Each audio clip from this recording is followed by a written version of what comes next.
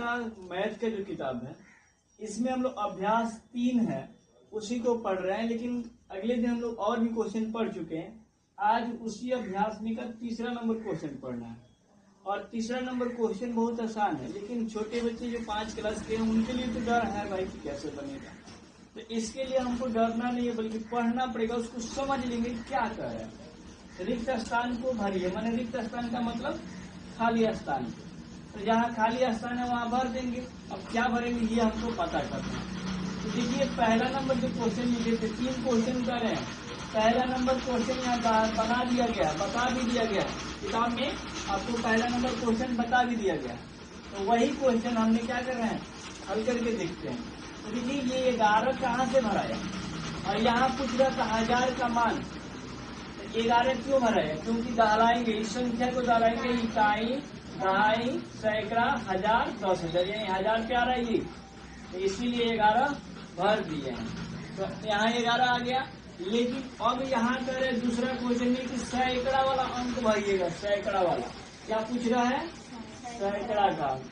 तो सैकड़ा का अंक इसमें दोहराएंगे, इकाई, दहाई, सैकड़ा, क्या जाएगा, तो 3 भर दिए ना। कितना आसान है, बहुत आसान है कि नहीं, बिल्कुल हल्का है।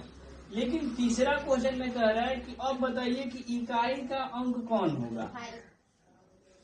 इकाई का अंक, तो इकाई यही ना पड़ेगा फर्स्ट में, कितना पड़ेगा, 5। ऐसे इस रिक्त स्थान को पूर्ति कर देना, यानी भर देना है। ठीक है, आसान है कि नहीं, बिल्कुल आसान है। ठीक, ऐसे ही बनाना है, बनाइए। अपनी का मैथ का जो किताब है इसमें हम लोग अभ्यास 3 है उसी को पढ़ रहे हैं, लेकिन अगले दिन हम लोग और भी क्वेश्चन पढ़ चुके हैं।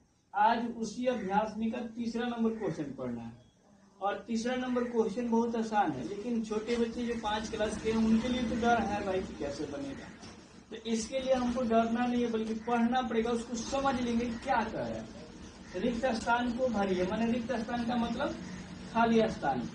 तो जहाँ खाली स्थान है वहां भर देंगे। अब क्या भरेंगे ये हमको पता करना है। तो देखिए पहला नंबर जो क्वेश्चन लिखे थे 3 क्वेश्चन कर रहे हैं।